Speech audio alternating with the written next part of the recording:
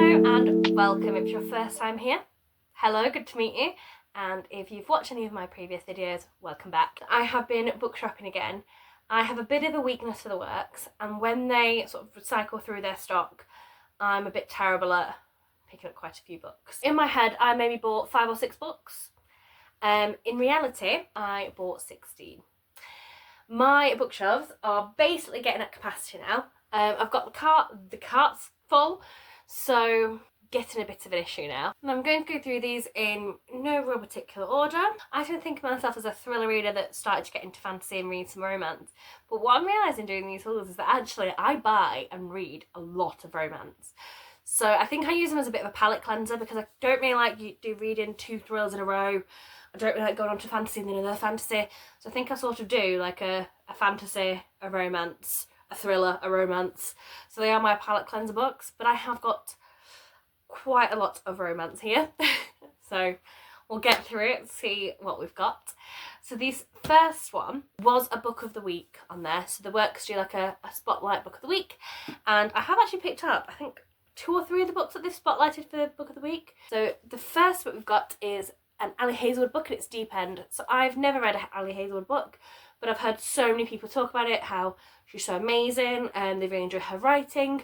So I thought, you know what, I'm going to have to give her a try. And this is the first one of her that I've seen in the work, so I thought, why not, let's pick it up. This follows 2 swimmers who swim competitively, and they are sort of Olympic hopefuls, and they just want something a bit carefree. They want a bit of a fling. But as the training for the Olympics intensifies, so does their relationship. They can't seem to stay away from each other, and basically realise that they've probably fallen for each other as well. So yeah, nice swim romance. One thing I will say is that I'm getting a bit frustrated with the works because I tend to order them and I'll pick them up from my local post office, and yeah, the last couple of times they've been damaged. This one is the same there, just damage on the spine. It doesn't affect my enjoyment of the book, but it's just a bit frustrating. The next one is another romance, and it's Other People's Weddings by Millie Yates. And so this was 2 people, it's Poppy and Ryan. Poppy is a baker and she does lots of wedding cakes, and Ryan is a wedding photographer, or a photographer that does weddings, and they have hated each other since they were 12 years old. So they, don't get along, can't stand each other, and Poppy is gutted because her best friend is getting married and she's moving to the other side of the world. But she gets to be her maid of honour and be there for this important day. Only there's one problem. Ryan is the best man. So it says in the back, perhaps it's time to finally call a truce, or perhaps it's time Poppy admitted the heat between them isn't truly hate at all. I feel like I never really used to be into like wedding things, but since getting married last year, I don't know, I'm kind of into them a bit more now. So yeah, nice romance there. The next one we've got, Tessa Bailey is another author that I've heard things about, and I think she does the Brown Sisters trilogy, because I've heard good things about that. I'll have to check. I'll put it somewhere if it is or not. Wrong, wrong, wrong, wrong. Wrong, wrong, wrong, wrong. And so I was like, oh, I'll maybe give her a try. And this was another book of the week. So this is Dream Girl Drama by Tessa Bailey, and it's got this really nice sprayed edge. As you can assume there, it's an ice hockey romance, as you can see by the sprayed edges with the hockey sticks. And I just think that's so cute. I know it doesn't really matter sprayed edge because the book will sit that way around, but I have seen some people do some of their bookcases and have it that way. So maybe I'll have to think about that for some of my sprayed edges, because that would be quite cute. So maybe when I've read them, I'll have to like turn them around so you can see the sprayed edge. So this follows Sig, which I'm not wild about Sig as a name. Don't know if it's supposed to be short for something. Yeah, so it follows Sig, and he is a hockey player. His car breaks down and basically makes it to this country club, and he meets Chloe, and Chloe is a whirlwind. She's stealing champagne, she's full of adventure, and he falls hook, line and sinker. And you think, can't wait to see her again, see where this romance goes. Oh, and there's one problem. Sig goes to meet his dad, and he also encounters his dad's new girlfriend, or should I say fiancée, and her daughter. And his dad's fiancée's daughter just so happens to be Chloe.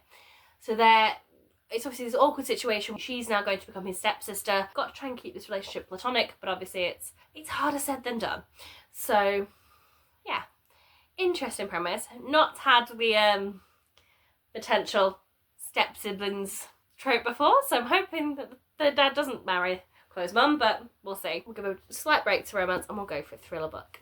So this is Lies, Lies, Lies by Adele Parks. This follows Daisy and Simon, and they have been basically from the outside this perfect couple, and they have really long for a child, and they get really lucky and they get a daughter, and they call her Millie. So they on the outside seem like this perfect family of three. They says, so what if Simon drinks a little bit too much sometimes? Like, Daisy just knows he needs to let off a little bit of steam, until one night his drinking gets a little bit out of control and secrets start to come out, and it shows sort of the cracks in this seemingly perfect relationship. Will this happy little family of three ever be the same again? It is just over 420 pages, so not too bad. Slightly long for a thriller, so I'm hoping it reads quickly.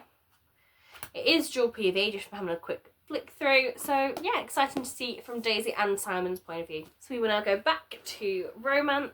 Got Love at First Night. Now this is another one that I was on the fence of. I think last time I went in the works it was up at a £5 and I thought, and it went on sale. So I thought, why not? It's got a lovely sprayed edge. This is Love at First Night by Megan Clawson. So I don't know if you can see there. Yeah, obviously we've got almost knights in their armour there. We have got another Daisy in this book, and this follows Daisy, who always felt that she was born in the wrong era. She absolutely loves all things medieval. Daisy gets a job at the Tower of London, pretending to be a knight. And who else at the summer job? Theodore. And he is a disgraced member of the royal family, and he's basically been given a job at the Tower of London almost as a bit of a punishment, because he needs to clean up his act a little bit. Theodore, or Teddy as his nickname is a bit of a pain in the bum, and always gets Daisy fired, and the two sort of cross swords, but eventually sort of realise that actually they both have issues, they can both sort of help each other, and that, you know, it says maybe love can bloom on the battlefield. So it is described as an enemies to lovers rom-com. We've got another romance, and this is The Anti-Wedding Party by Lucy Knott. So this follows Andy and Owen, and they are both wedding haters. They don't really enjoy them. But unfortunately for them, they've been asked to be key parts of the wedding. And they're basically having to try and put out fires left, right and centre. They fly to Italy, to where the wedding's taking place. And Andy's been asked to be maid of honour. She's like, I'm not the right person for this job. You've chosen poorly. But it's her best friend. So she agrees to it. Owen is the best man. He's the same. I hate weddings. I don't know why they picked us for this.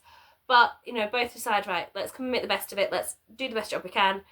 And again, there's loads of issues. It's sort of like, will they turn around and realise that maybe weddings aren't so bad after all? Will they be able to help pull off the wedding and make it a success? So, yeah, interesting. And next is a bit of a crime mystery book, and it is The Mystery Guest by Nita Prose. I think it says author of The Maid, so I don't know if this is a sequel. But I think if it is, it's probably a sequel standalone. It says, Do Not Disturb Whodunit in Progress. So this follows Molly the maid, who, you know, she's the eyes of the hotel. The help always see everything.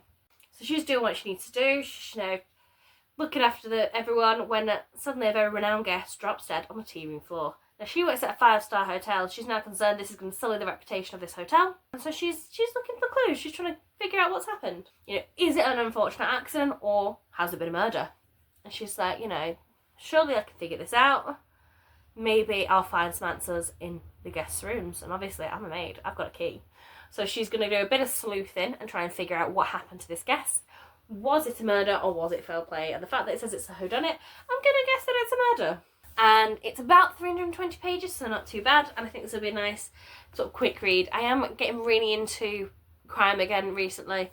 Yeah, I'm in a crime mood. Next one, we're going to go back to romance again. I know there's a lot to get through. Is The Fixer Upper by Phoebe McLeod.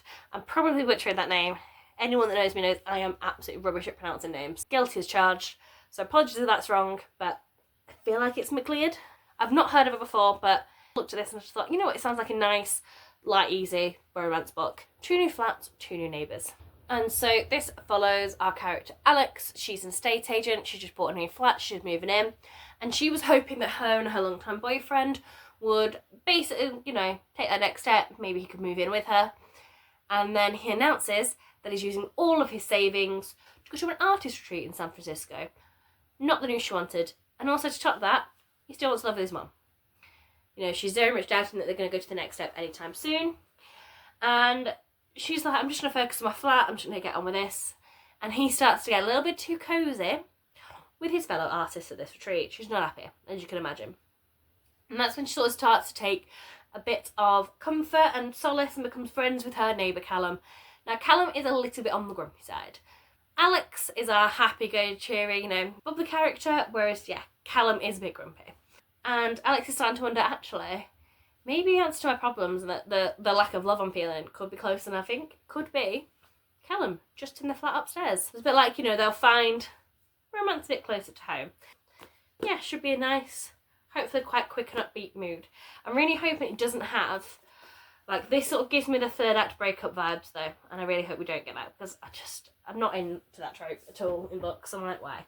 Half the time it's just not needed. The next one is, you guessed it, another romance. So it's Bad Publicity by Bianca Gillum, and it has got sprayed edge again, so it takes place at the airport, and I just feel like this is really pretty. So yeah, I think I am probably going to do, once I've read these books, try and leave them spine out so that I get to see these pretty edges, because it's not something I get to see. I do need to be careful because where I've moved the bookcase now, the window is in front of it, whereas before they were like at the side. So my books are going to get exposed to a lot more sun. Although this is facing the front of the house, or the back of the house is a lot more sunny, so hopefully it won't be that much of a problem. And I don't know what it is, but I have read a couple of books recently where Andy has been like a girl's name. I don't know if it is in America, but Andy is usually short for Andrew in the UK. But yeah, I think this is the third book that I've said Andy's name. And so Andy has landed her dream job at a publisher's. She's, really excited. She's moving to New York. She's like, I'm going to take publishing by storm. Can't wait. And that is until she realises her first client and her biggest client is going to be Jack Carlson. And Jack is this really successful author, but he also happens to be Andy's ex. And they didn't leave it in the best way. He sort of broke her heart, shattered it into pieces. She wants nothing to do with him. But she can't let those feelings get in the way, because she's not going to sabotage her career like that. She's worked hard, she's ambitious, she's just got to try and get on with it. Now she's trying to make do and be like, you know what, I'm just going to do what I need to do, I'm just going to survive it. And then she realises that she's got to go on a book tour with him all around Europe for a month. Can she do it? Can she survive it? Can she avoid those bad feelings? We'll have to see. The next romance is Elsie Silver, and this is Powerless. I feel like I'm going to enjoy her books. I hope I'm going to enjoy her books. Yeah, I don't actually know if it doesn't say our character's name on the back, I don't believe. So yeah, this follows our character and her really good friend Jasper. They've been friends since they were children. He is a really successful hockey player. So many hockey romances. I'm going to have to learn a bit about hockey, I feel like. But yeah, you can sort of see the ice hockey boot on the front. And they've got to go on a bit of an impromptu road trip together. Now, she feels like she's been stuck in the friend zone for ages. He's a successful hockey player. He's on TV. Women swoon over him. Whereas she has had a failed wedding on her wedding day, and he's swooped in and saved the day. So they're going on this road trip together almost to sort of overcome these issues and sort of as a bit of a reset. I like the last paragraph on the blurb, and it says, "But the more time alone we spend together, the more I start to realise that Jasper isn't looking at me like a friend anymore. And he isn't touching me like one either. He acts like he wants me, but after years of turning me away, he's going to need to prove it." So there's a bit of an unrequited love that now she's sort of started to get over it a little bit. He's catching the feels. So obviously I'm going to guess romance in season 2 eventually does. It is just shy of 500 pages, so quite a chunky romance book there. We'll break up the romance with a thriller. And so this is a J.D. Kirk book, and it's an isolated incident. So I think this is part of a series. I've not read any of these other ones, but I think they're probably like a series, but you can read them as standalones. And this follows DCI Jack Logan, and he has relocated to like this small Scottish island, and a home invasion happens, and a family of 4 are found dead. And one of these victims is part of this 1980s sort of comedy double act, Neeps and Tatties, and it's Archie Tatties that family that have died. And he obviously needs to go and investigate. He needs to find out if his background, being part of this comedy duo, is the reason that he's dead. He's got to go to the mainland, leave his Highland life behind, and go into the city. I do like this bit. It says, Logan will have to confront his most terrifying challenge yet, the seedy world of Scottish light entertainment. So yeah, bit of a... I don't actually think this is a thriller. This is a crime book, not a thriller. So, apologies. But yeah, simple crime book. Probably quite enjoy it. The next one is a thriller. This is The Dream Home by T.M. Logan. It'd be a bit strange to have Logan and Logan, but fiction Logan, real Logan. So this follows a family. We've got Adam and Jess, who are the parents, and their 3 children, and they've just moved into what they consider their dream home. It's absolutely beautiful.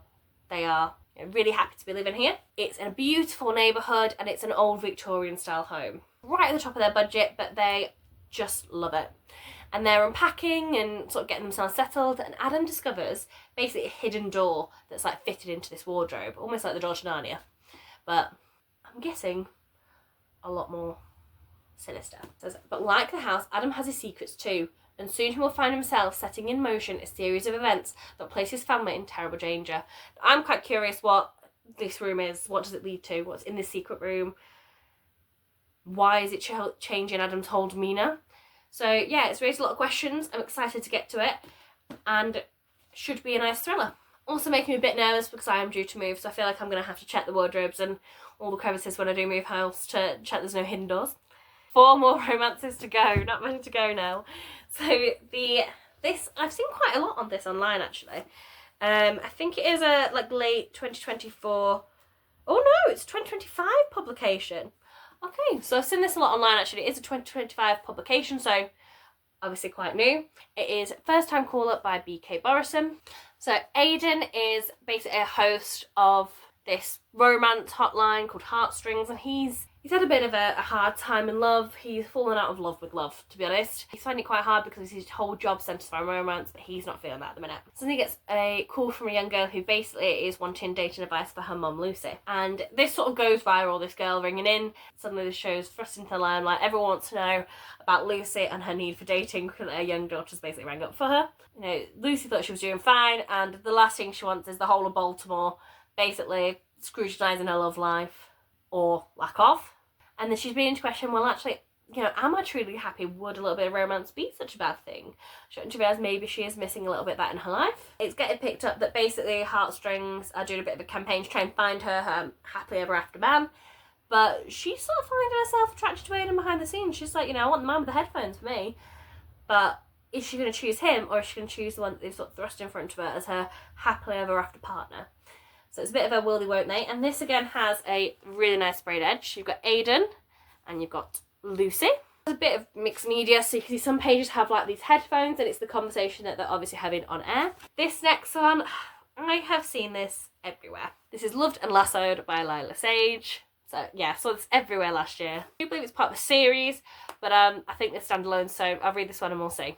So we have our cowboy Gus, and he has a little girl, and he's, you know, trying to keep everything together, but parenting on your own is hard, especially when you've got to work. So he's looking for someone to help him, and ends up that his sister's friend Teddy, who he can't stand, basically ends up stepping in to help him. This sort of dislike goes both ways. They're not keen on each other, but it ends up meaning that sparks fly between them. So clearly, as you can see by the cover, eventually those tempers will subside and a bit of romance will ensue. The next romance is another sports romance, and it is The Playmaker by Dina Faison. So this is an American football romance. I do see this ball, my brain just sort of thinks rugby. So in my head, I'm probably going to imagine it as a rugby romance. And it says, she's playing the field, he's playing for keeps. This follows Cameron and Maddie, and Cameron is Maddie's brother's best friend, and she used to have a big crush on him. She used to have the hots for him big time. But, you know, those feelings have sort of subsided now. She's focused on her future. She wants to get into med school. Over spring break, these feelings sort of resurface. So Cam's sort of looking at her in a bit of a different way. Maddie's sort of like, well, we could just have a little bit of a fling, a bit of fun. But they don't want the parents to find out, and definitely not Maddie's brother, because obviously it's Cam's best friend. As sort of spring break starts to come to an end, they've sort of got to decide whether they want to continue this romance or whether they're just going to let this fling sort of fizzle out. The last one is, I have read this author before actually, but I've read her crime books. I've got a couple of her crime books. And this is Victoria Walters' The Love Interest. So yeah, excited to try her. I quite like her writing for the crime side of it, so let's see if I like her romance writing. This follows Liv, who's a librarian, and she's always dreamed of writing a romance novel. But when it comes to the romantic sort of hero in her story, she's a bit stumped. She's never really had that great love. She's not really got anyone that she wants to base this on. She needs a bit of a muse, really, to base the male character of her book on. And around this time, her brother basically says, look, come my friend, come and stay in our shared flat for a bit. He needs somewhere to stay. She's not too happy about it. She's not wild about this friend. She finds Aidan quite infuriating. He really pushes her buttons. And, you know, what's more irritating is that he reminds her of Mr. Darcy from Pride and Prejudice, that he's, you know, tall, stunning, sexy, and this amazing accent. And she's like, you know, maybe this isn't such a bad thing. Maybe I could use you as a bit of an inspiration for the character in my book. She's like, it's fine if I just, you know, use him for my book, right? So it's like, will he just remain the love interest on paper, or will he become her love interest in real life? So yeah, intrigued to see if I like her romance writing as much as I like her crime writing. So yeah, that is all the books that I've picked up. Quite a big haul really from the works, especially as I'm running out of room and I really need to start picking my pace up with this reading, because I am buying way more than I'm reading each month, which is not great. Thank you so much for joining me. Hope you've enjoyed looking at what I've purchased. Feel free to like and subscribe and comment below if you've read any of these books, spoiler free of course, and what you're currently reading. Hope you have an absolutely great day. Hopefully see you again soon.